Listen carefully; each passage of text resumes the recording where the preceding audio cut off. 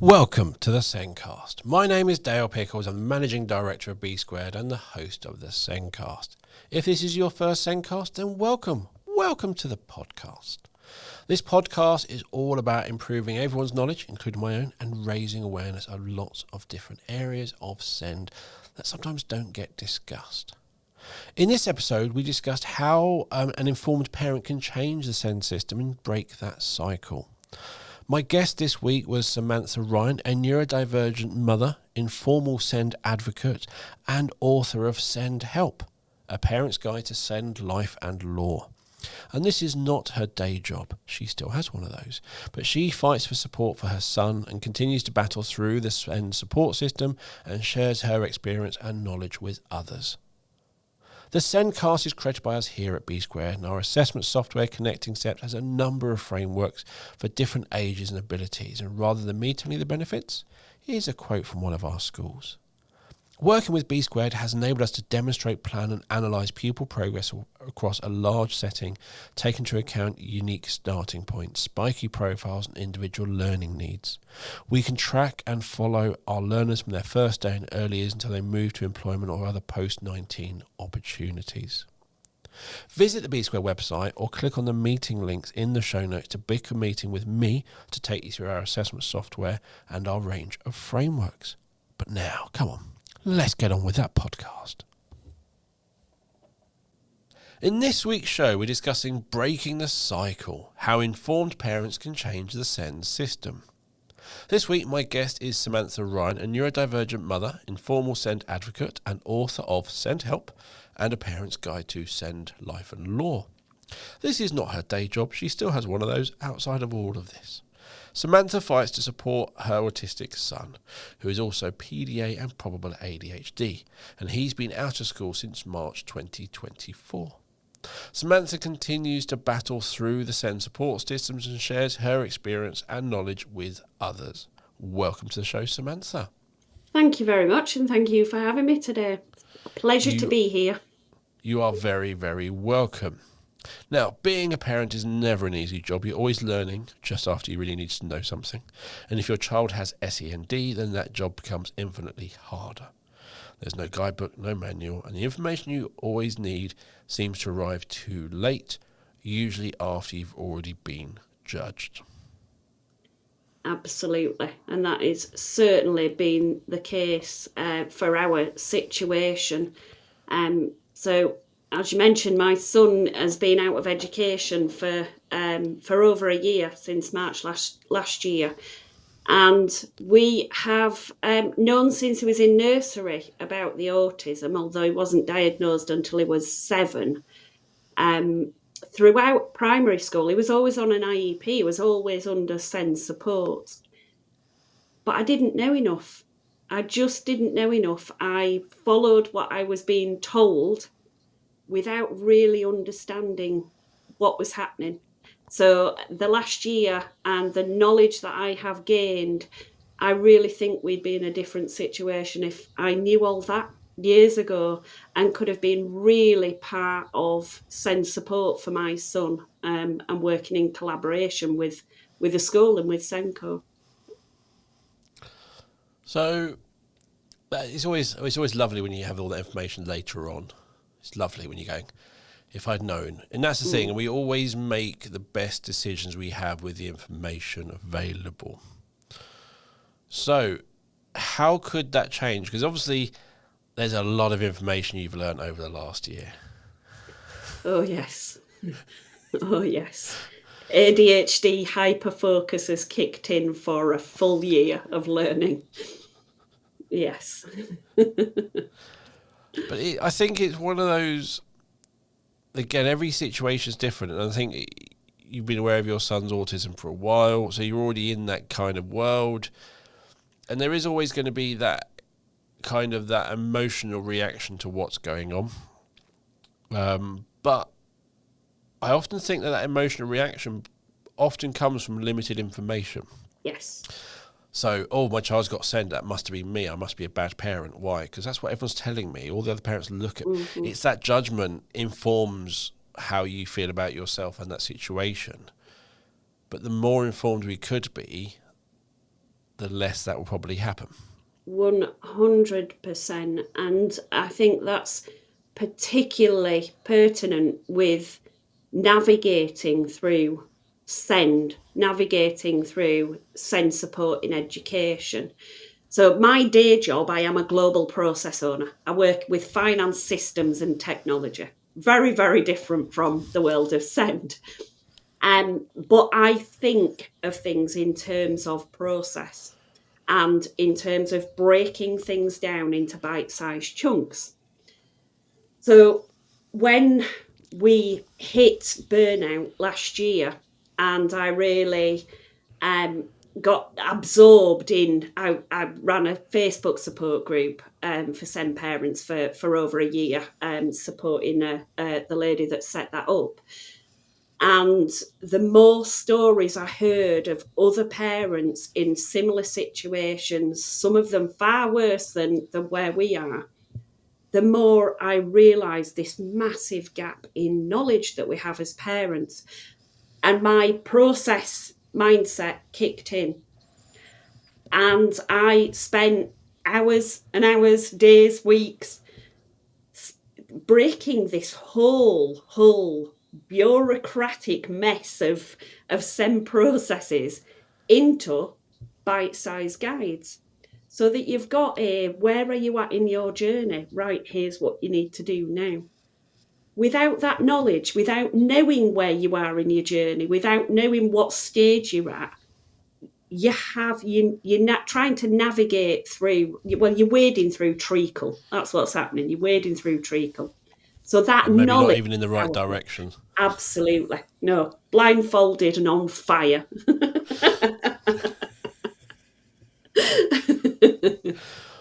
Because I think when you go into those support groups, there is, again, if you break everyone's journey down, everyone's journey is slightly different. Yes. Some manage to head off in the right direction and get there pretty quickly. Not easy, still walking through treacle. Others are completely meandering in wrong directions. Yes.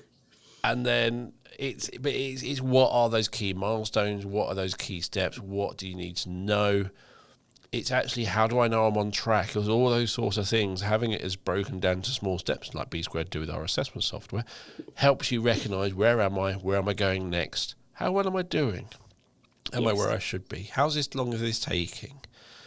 What should I be? Is all those sorts of key indicators and key milestones help you know, am I going in the right direction? Absolutely.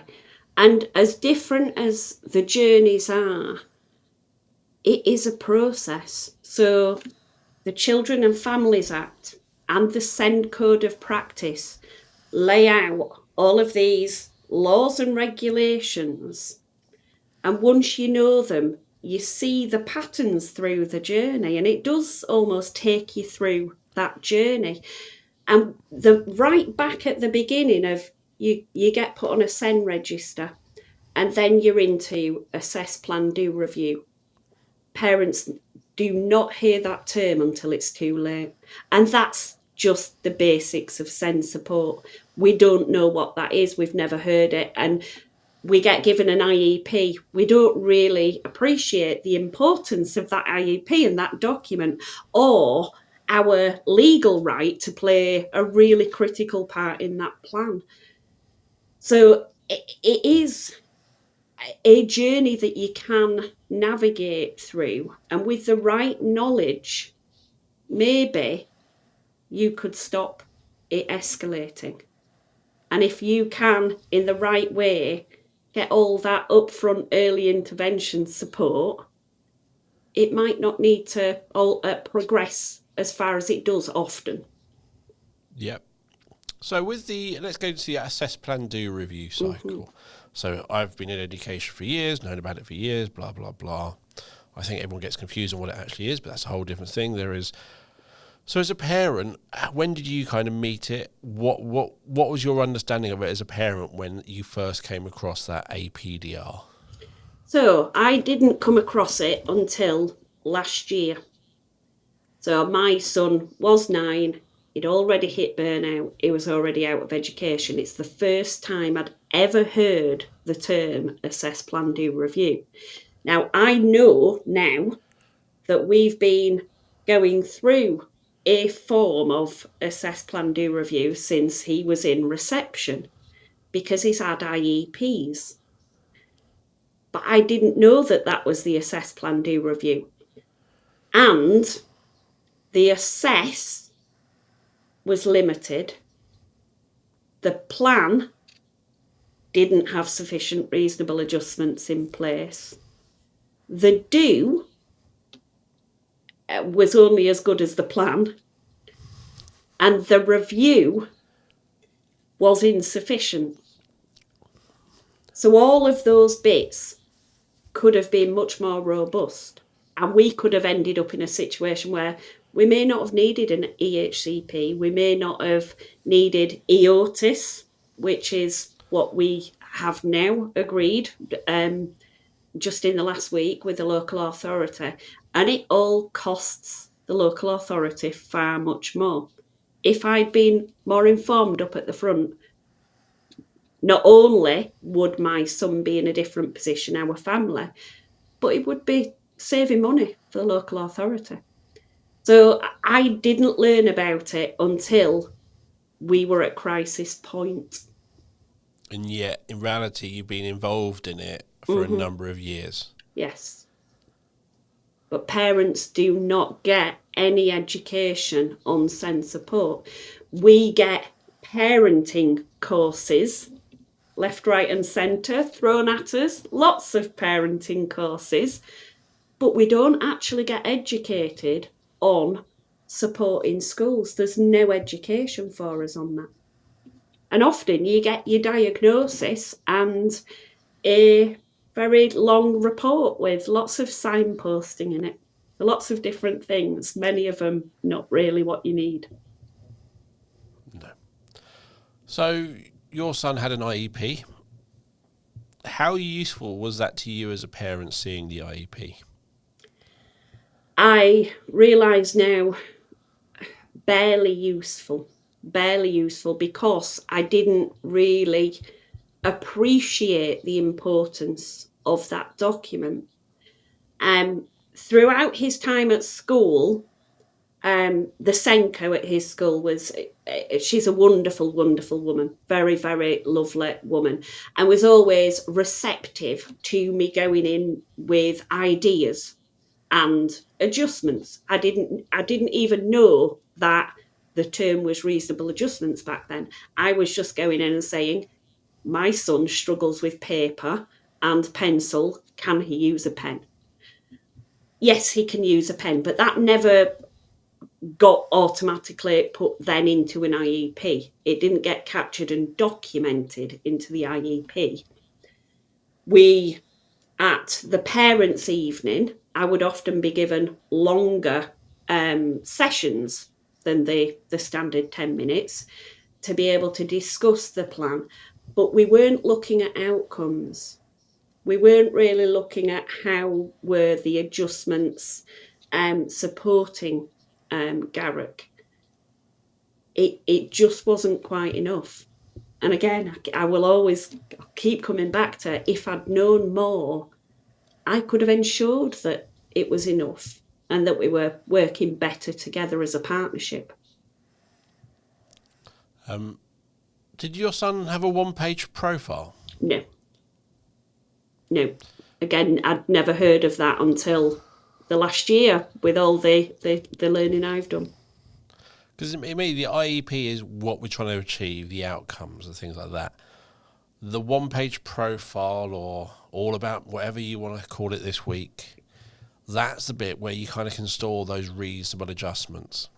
That's when you go in and you go through with teacher A or the Senko, can you do this? They go talk to that teacher, they start doing that, it's great. But if that's not recorded anywhere, that actually here's all the reasonable adjustments we're doing, it's kind of hard to see how much reasonable adjustment there is.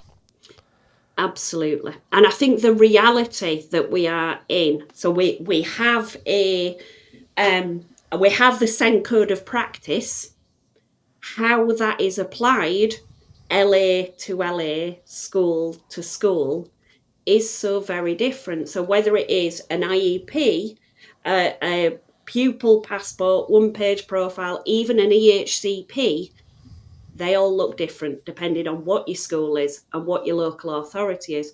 So there aren't standards around these documents. And I know, Senkos are coming new into the role and sometimes being asked, can you create an IEP document? With no training, with no guidance, with no standards under which to work. And so it depends on what school you're in, and it depends in what local authority you're in, how standardised these approaches are being applied. I don't think there is a standard definition of what an IEP is for. Yeah. And some people will put in, oh, here's his English target, here's his math target, Mm-hmm. here's this target. Others will literally look at, which is to me what an IEP is more about, is we have his academic targets. That's like, yeah, we know what we're working on. We know what are the barriers. What actually is it he's struggling with that we want to improve? Is it he struggling to focus on what's going on in the classroom? Is it he's not sitting down? Is it he's doing this? That's what that IEP is. Let's work on those barriers which are stopping the progress. And that makes sense to me. Yes. And that's also something that you can maybe share with the parents. Go, look, this is where he's struggling. And you'll go, yeah, he does that all the time. Mm-hmm. And it makes sense, and you work on it. When you have that English target and the maths target, and this is, again, where I think communication between school and parents is, it's a bit like everyone getting a U1 certificate at Sports Day, or everyone getting that medal at Sports Day, because everyone's participated. But somebody came first, and somebody's child was so far behind, it was quite shocking. Mm-hmm. Now, if we turn that into your children's education, being told that everyone is on track or they're doing well with actually no understanding of where they are compared to their peers, that doesn't help either. Yep. You really want to know where your child is, how far behind, not in a God, your child is so bad way. Yep. But actually, you need to know, look, your child's in year 3, but they're actually working at year 1. So that's kind of 2 years. That helps you understand that, oh, okay, that's not right. Okay, Yep. Well, why? That starts a whole load of questions. When your child's in year 3, working at year 1, and they just say, oh, yeah, he's working towards year 3, but we're doing loads of stuff, so it's fine. You're going, cool, nothing to worry about. Yeah. Actually knowing where they are and Yeah. going, okay, that's not right. It starts to me, that's the sort of thing which starts making cogs turn, questions being asked. But only if, in my opinion, only if that is progress and how they are doing against the 4 areas of need, not just academically. And that is the sen between us that we have. The sen between us, my son is one of them. He is academically quite gifted. And yet he has communication and interaction needs that have been missed, and he's got sensory needs that have been missed, and that has now left us with SEMH needs that are debilitating because of the focus on academic. In primary school is our opportunity to, what if not just SEN kids were measured over the 4 areas of needs, but that's applied to as a whole school approach. I'm smiling because a number of years ago I created a slide thinking about that same problem. And it's a slide with different size circles on, and cognition and learning was the biggest. Mm-hmm. And social, emotional, mental health, communication, interaction, and sensory and physical were much smaller, tucked behind. And for most children, that's fine. Yeah, you put the work in cognition and learning. The other stuff comes on over time through osmosis. They just, by experiencing it, they learn. And then with that really big focus on cognition and learning, you're going to judge that child purely on reading, writing, and maths. Mm-hmm. And for a lot of children, that works okay because that's where all the focus has gone. Great. Now, for your son, as you've just said, Cognition and learning takes a back seat. Sensory and physical comes in. SEMH comes in. Communication interaction comes in. And you put a lot of time just working on those 3 areas to get him in the classroom, to get him in the school, to get him to sit and learn. All your work goes into those 3 areas. That cognition and learning's taken a bit of a back seat because he's not there yet. But at the end of the year, your son still gets judged on reading, writing and maths. Absolutely. And all the work, all the effort, all the progress in every other area that he's done amazing in, that he's overcome barriers, he's now communicating, his mental health's improved. You've now brought in lots of adjustments to cope with it, to manage his sensory needs. Nope, doesn't matter. What's his progress on reading, writing and maths? Absolutely. But then you have the difficulty with many kids who, Garrett never fell behind with cognition and learning. Never. Always been absolutely fine. And it was only when he started at 9 years old to advocate for himself in the classroom. And this is how I would view it. He was refusing to do his work. He was advocating for himself in a way that the only way he knew how to do that, which is, I'm no longer going to put up with this. And by that point, because all those other areas haven't had the support and attention that they needed all along, it was a very gradual but sudden. It was an explosive end, let's say, to primary school. All the signs were there for 6 months, but they weren't supported. And then it led to a complete mental health crisis, breakdown, restraint, and the end of primary school. And it's a common story, really common story. And again, I come back to, I could have done more. I genuinely believe, with the knowledge, I could have done more in collaboration with school. It's really depressing hearing these stories again and again, but I do see, especially with neurodivergence, a pattern: academically fine, struggling in other areas. Yeah. Because they're academically fine, it's not considered a special educational need, and I completely get that. In reality, your son does not have a special educational need because his cognitive learning is perfectly fine. He has support needs. He struggles with SEMH. And this is where, to me, the mental health stuff comes in. Is where's the mental health lead?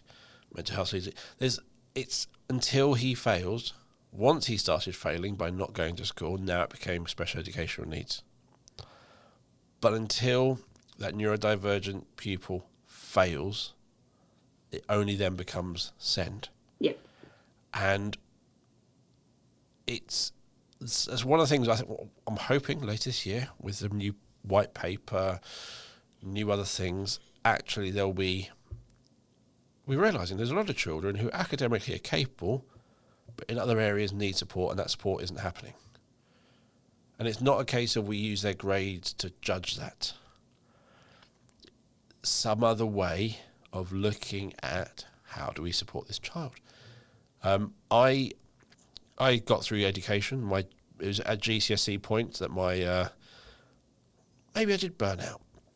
But yeah, that's when I just started not going to schools, and my parents never found out to this day. I'm with you there. Yeah, it's so much easier when your school sent a letter to the parents and guardians of Dale Pickles. My parents see that I'll be in trouble, so that's going in my pocket. It was so much easier back then. Yes. And then my college attendance went just through the floor. And I just wasn't interested, but actually these days it was just, I didn't see the relevance and so on. Straight through with a couple of A-levels, but that's about it. But I was just, what's the point? Now, by that point, I probably had a lot of more options on how I decided to manage that. And I think with your son, no one ever wants to be restrained. No one ever wants to be kicking off. You No. kind of do it when either you don't understand what options are available, or you're so dysregulated, you go back to maybe the first ones you learnt. But it's all about that other support, not just the academic. It's the other things in school. Where is the support around that? Where is the knowledge? Where is the understanding? And again, going back to things you kind of said earlier about reducing, your son shouldn't need an EHCP. Yeah. There are a lot of children who probably shouldn't need an EHCP, but due to kind of that process, that nice, lovely process you said that there is, that falling down at different parts, or people not collaborating properly, people not working together properly to support that child, that child is then failed. That's what leads to so many EHCPs. Absolutely. Absolutely. And it's, there is a lot of, there's a lot of noise in the SEN parent community around what's in the news right now, and the taking out EHCPs, the Children's Wellbeing and Schools Bill. These things are really, really concerning. I understand some of what's behind removing EHCPs for only those most complex cases. I can understand that, but you can't do that until you solve the problem. Don't be So, talking about that now. Do the white paper, let's find the solutions, and then let's take away. so you know about the Children's Families Act, you know about Code of Practice. Do you know anything about the system before the SEND Code of Practice, how it was before then with statements and so on?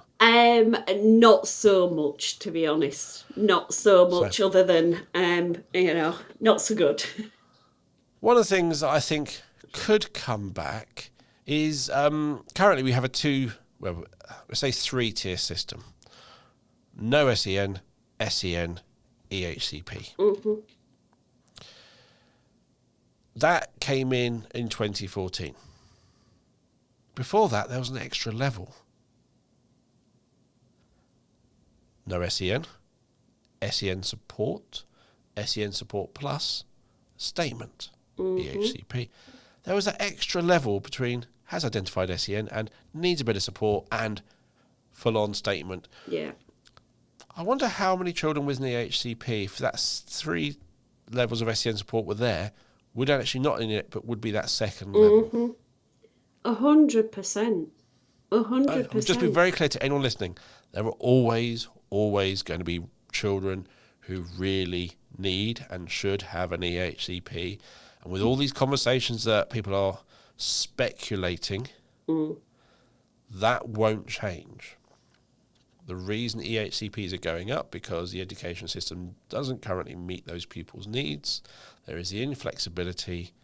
And if we add more flexibility in to meet those children's needs, the number of EHCPs should drop. The reason they're going up is because we're failing them. Yes. And anyone whose child has an EHCP, if I said we could go back in time before the EHCP, make some tweaks so your child never needed that EHCP and he would not be on the trajectory they're now on, most people would snap your hands off if you said you can go back, tweak a few things earlier on so this never happened.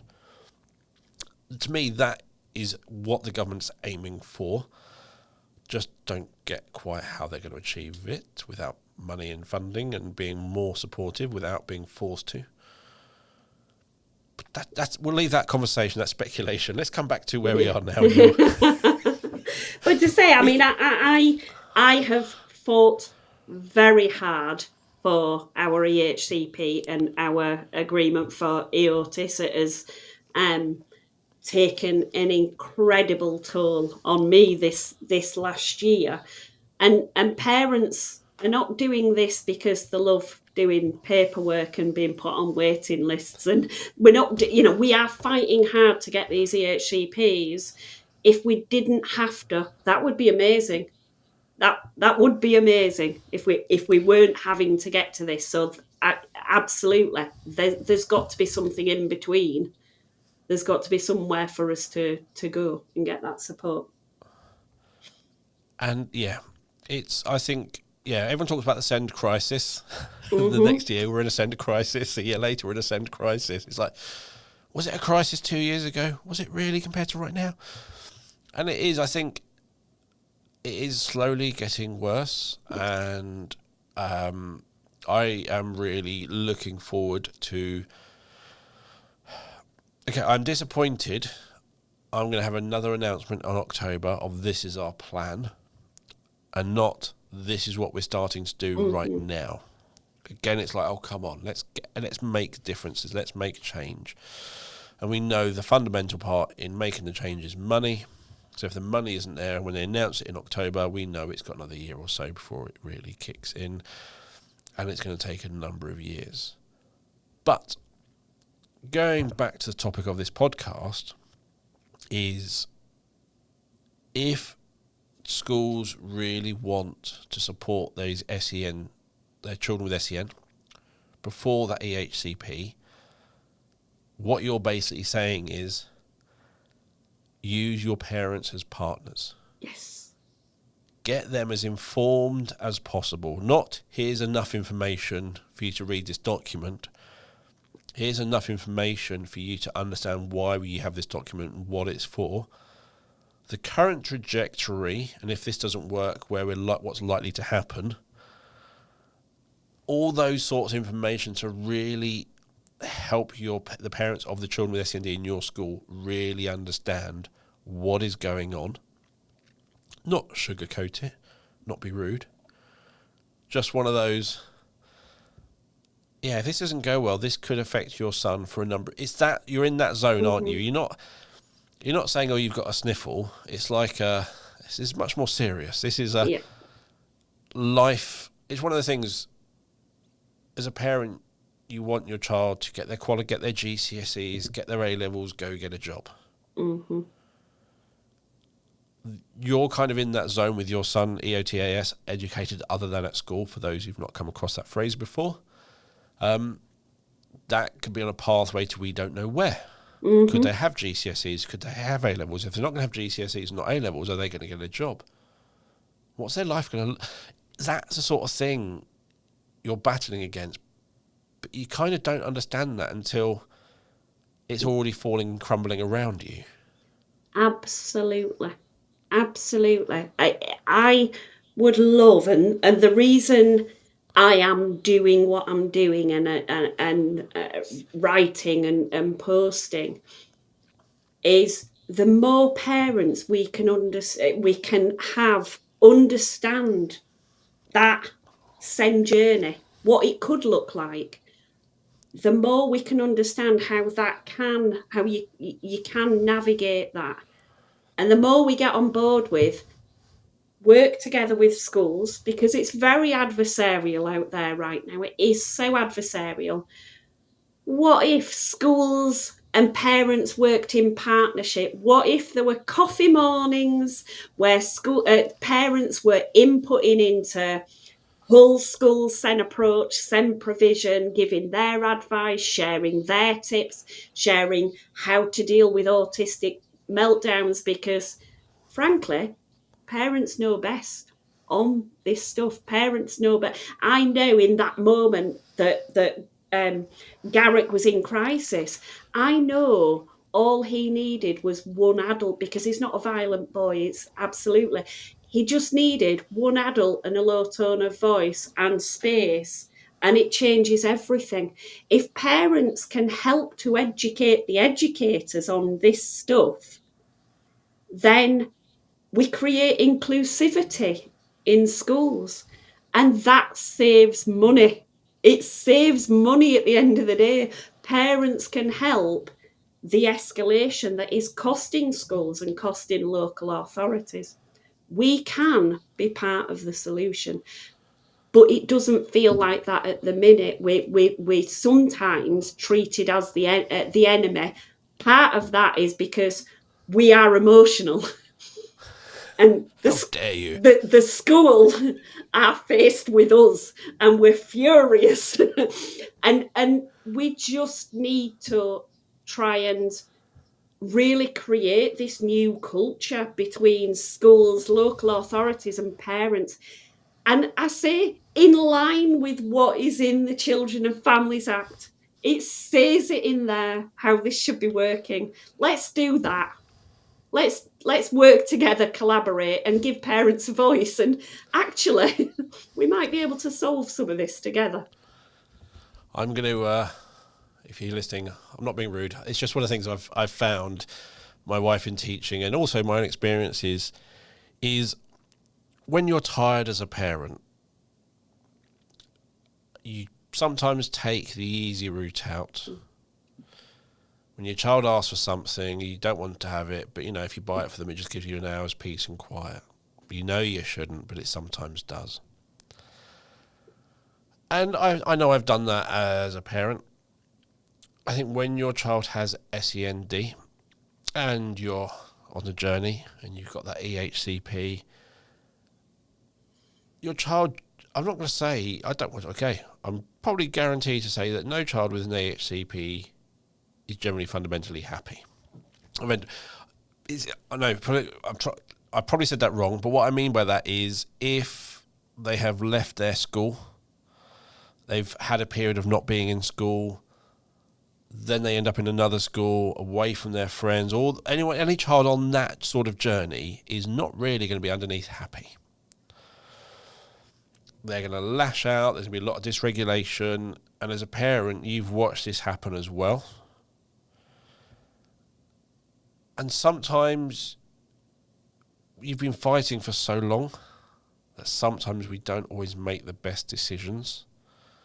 Mm-hmm. And I think sometimes that happens, and a school can find out that you as a parent did that. Then that seems to be held against you. Yeah.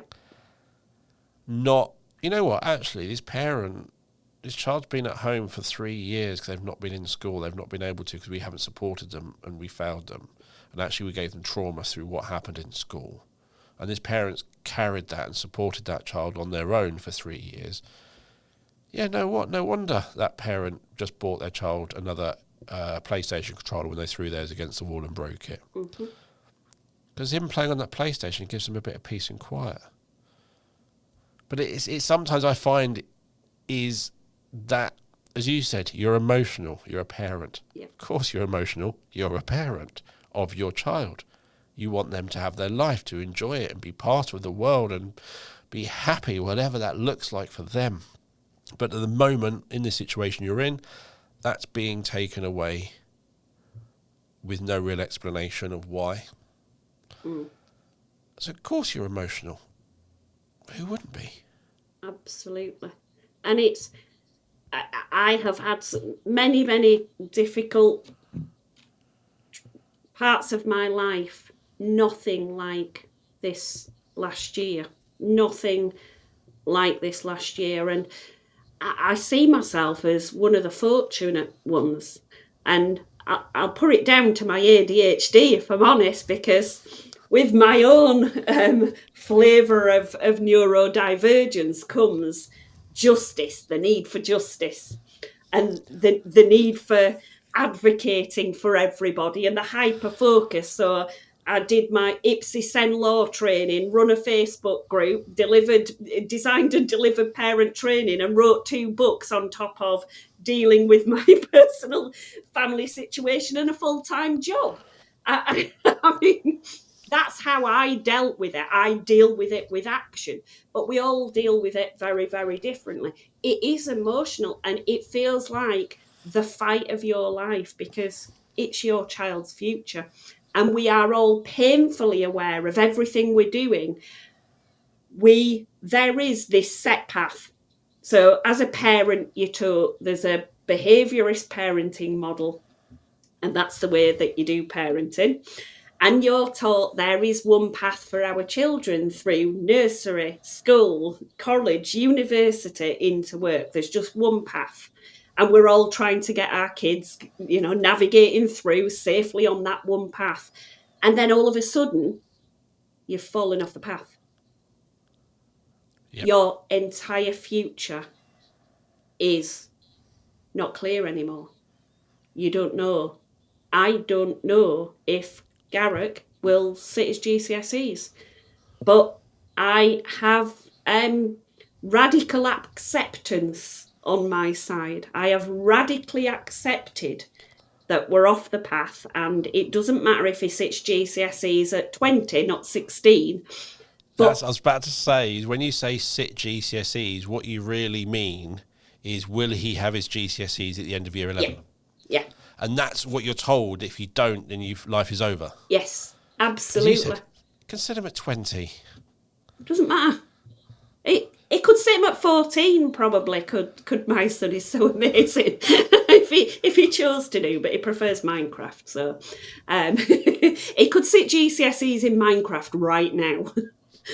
But there is this path, and you fall off of it, and you are desperately trying to get back onto that path, because there isn't another one, or not an easy one.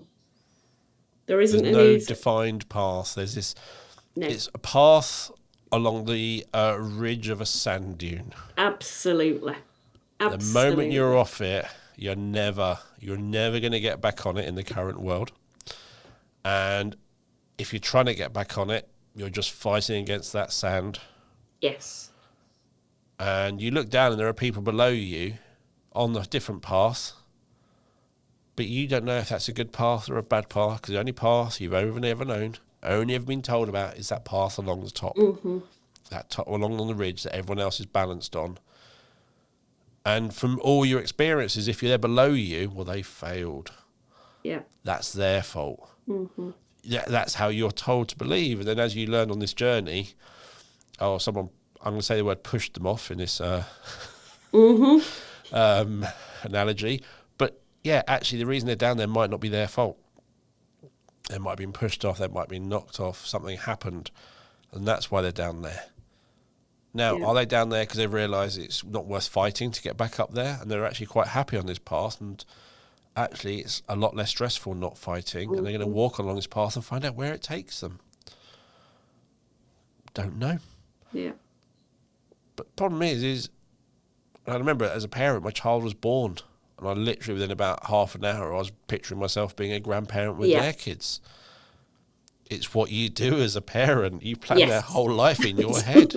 But Garrett was set to become the first ever president of Earth, and he was going to solve world hunger and bring about peace to the world. I mean, we could still get there. We're just going on a different journey to get there, and that's okay. But it could have been avoided. You know, it could have been easier. It could have been, we would always have had the challenges. But had I known more, had we worked in a better partnership together along the way, it could have been an easier journey. Yep. For all of us, for the school, for the local authority as well. But the thing I think we have one path, which is GCSEs, your EBAC, your A-levels, your uni, then you'll be successful and rich and life will be good.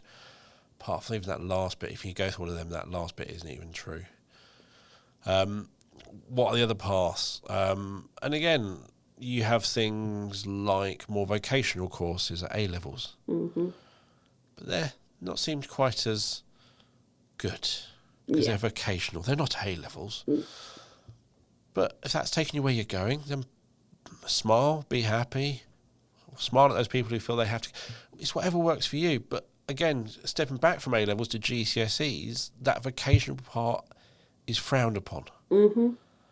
You know, you have to get your EBAC, you have to get your X number of GCSEs in this areas and blah, blah, blah. I don't want to. I don't need to. That's not for me. I want to learn skills you're not teaching in school, because that's where I'm going. Yeah. Why are those options are? Why do you have to fail your GCSEs before you can sit functional skills? 100%. And that can start in primary, though. That different thinking can start right from primary. We are putting a lot of, a lot of academic pressure on again, and I wish we'd been focusing more on communication and interaction in primary than fronted adverbials, if I'm honest. I have a thing about fronted adverbials, I'll be honest. Still couldn't tell you what they are, but... I'm literally going, fronted adverbial. Yes. I think it suddenly is a fronted adverbial. I'll go with you on I'm that. going to let a teacher shout at the headphones for me getting that wrong. Or go, yes, well done, Meldale, top marks. I know past progressive tense. I know that one. I learned that one when my daughter was in year 6. Instead of he ran for the bus, he was running for the bus. That's useful in my life. Because one time you were on a podcast with a parent and you got to use it. I got to show off my amazing knowledge that I learned when my daughter was in year 6 because she learnt it at the same time. But there are different paths, and how many people know a teenager or even someone in primary school who decides their life is going to be streaming on YouTube?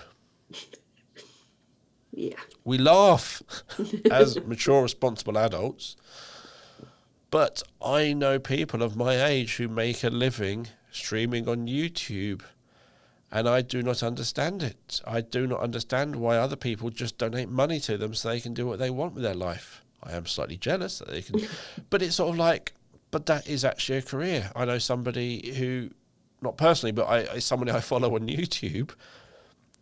They spend their day playing computer games full time. Mm-hmm. They now go to events around the world because of what they do. Yeah. People donate their money to that person so they can do it, so it can bring them enjoyment. So when a child laughs at that, there's probably more people making money doing that on YouTube than we realise. But how do they earn it? What are the skills they need? So we don't know what the future holds. It's just, we've got to get away from everyone has to be on this one path. And generally the one path everyone talks about is based on something which happened years ago from that person in government's own previous education, which happened 40 or 50 years ago, that they loved and think everyone should have that experience. Here we are on a podcast. Did podcasts exist when you were at school? Nope. No. Nope, they didn't. So how do we know if the path that everyone is on is even the right path? Absolutely. As somebody who loves the computing world and everything tech, a degree in computing, doing a computer science degree, is a complete waste of your life. Companies take more people from people who do boot camps in how to code or other skills than universities. They take the same percentage of people. Boot camp, quarter of the cost, done in 6 months. University, 3-4 years, huge amounts of debt. Yes, somebody will say, but you learn so many other skills at university. And that's true. But is it really going to cost you that much? Also, there's so many professional qualifications in computing that I have that are actually using technology that is relevant and useful. Cisco, Microsoft, various other things, they all do it. Is a degree, if you're going to computing, the right answer? No, absolutely not. There are so many other ways to learn. But we're not told about that. We have to keep that education factory churning. Absolutely. And in primary school, teaching kids how to learn, children are naturally curious, and children will do well when they can. And that's coming straight from Dr. Ross Green's The Explosive Child book. Children will do well when they can. If you give them the core skills to be able to explore and learn in a safe way, they will explore and learn. You won't be able to stop them. My son right now, ChatGPT is teaching him a great deal.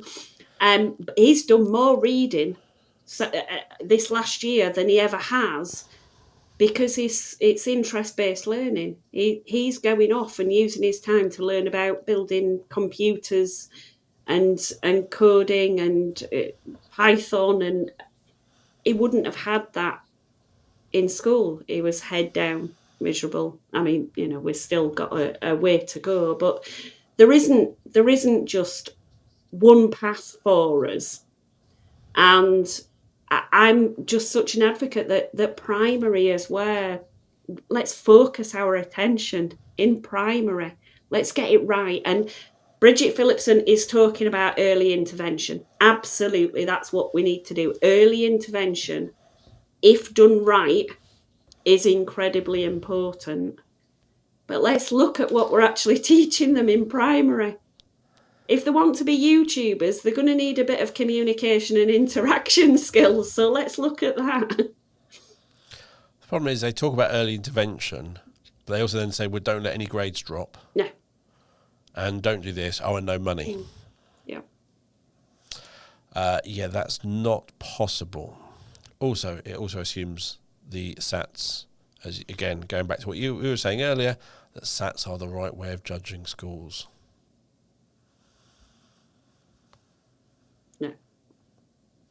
No. Absolutely not. Parents could probably input nicely into how schools are doing, but no. Academic grades are not everything. No. So, just to wrap up, the punchline or the end of the summary will be, if you are a school and you have parents of children with SEND, educate them, help them learn, help them realise the path they are on, the path they're likely to end up on, the path they could get back to. Help them actually really understand where they are and how important that document really is. Oh, here's your son's IEP. Cool. Lovely. Actually, why is that there? What's the reason? If this doesn't go well, what's next? That process is, I think, completely misunderstood or not even know exists to parents. And it's easy to forget as a teacher who's been doing this for years. It's really obvious what it all means. No, this is a first-time parent, first time in school, first time in year 4. This is going wrong. I don't know what this means. It's brand new information to them. So educate them as much as possible. Help them understand how important this stuff is. The implications. How actually, if they can bring things to you that work, please do. Because if you can find those reasonable adjustments and implement that in school, it's going to help. Treat it as a real partnership that actually you don't want it to be one-sided, that you have all the information, they have none. You want everyone to be completely educated about what you're doing it, why you're doing it, and those reasons. It might make it it will take more time doing all this, helping the parents learn and understand. But if you're doing that and you've got that parents working with you and the IEPs are there and they're putting that support in, they're helping you, if we can stay away from that EHCP by not failing the child, yes, it's going to be better for every single person. And the most important person it's going to be better for is that child. And I know, as a previous podcast I've done recently, once you get that EHCP label, that can close doors. Yes.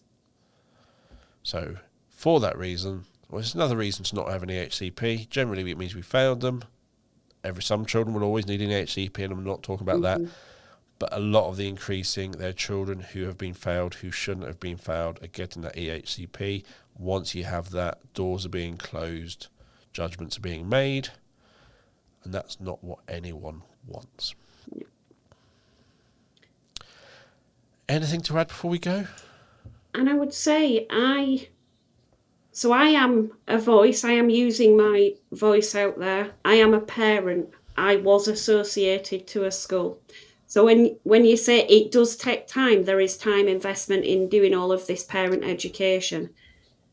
I would imagine Nearly every school across this country is going to have one parent like me associated to that school. I would gladly go in and help do that education. So schools don't need to be alone even in doing that education. I've learned so much.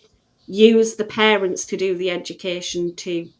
It's all of it is one collaboration so that together we can help solve the problems that we are facing the same problem on two different sides. So let's just join together to solve the bigger problems. That's a really good point, because everyone's further on that journey, further behind, got their experiences, what it really means, what's likely to come next. Hearing that from another parent is really powerful. Mm-hmm. Yeah. Thank you for coming on the show today. My pleasure. As always, you'll find Samantha's contact details in our show notes. It always makes it sound like your contact details are in every podcast, but as always, my guests' contact details are in the show notes. And you also find links to Samantha's books as well on Amazon. And you'll find those show notes wherever you listen to the podcast or on our website. If you want to get in touch, let us know your thoughts, suggest topics, be a guest or anything else, please message us through social media or send an email to hello@thezencast.com. The Zencast is created by us here at B Squared, and our assessment software Connecting Steps has a number of frameworks for different ages and abilities. And I always blabber on about it myself, but here is a quote from one of our schools. Working with B Squared has enabled us to demonstrate, plan and analyse pupil progress across a large setting, taking into account unique starting points, spiky profiles and individual learning needs. We can track and follow our learners from their first day in early years until they move to employment or other post-19 opportunities. Visit the B Square website or click on the meeting link in the show notes to book a meeting with me to take you through our Connecting Steps software and its a range of assessment frameworks and how it can help you. So thank you for listening. We'll be back next week with another episode of the Zencast. It's goodbye from me. And it's goodbye from him. Somebody's done it again. Bye, everyone. Bye.